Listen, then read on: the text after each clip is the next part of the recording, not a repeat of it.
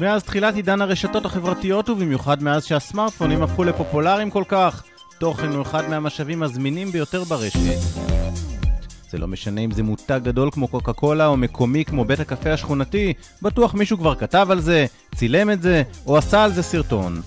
חברת הסטארט-אפ פרזמה החליטה להרים את הכפפה ולפתח מערכת שמרכזת עבור מותגים, חברות ואנשים פרטיים את כל התוכן האיכותי על פלטפורמה אחת ובזמן אמת. אנחנו למעשה סורקים בזמן אמת את הרשתות החברתיות ונעזרים בחוכמת ההמונים.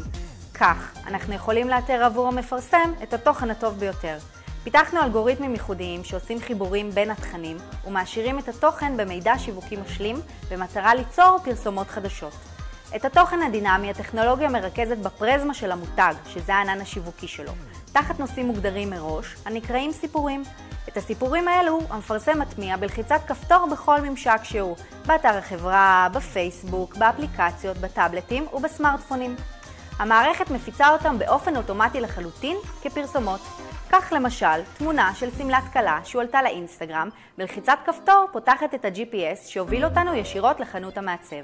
פרזמה שהושקע לפני כשבועיים החלה לעבוד עם מפרסמים מובילים בארץ כמו גינס, סטלה ארטואה, זאפ מתחתנים, KTM ועיריית תל אביב.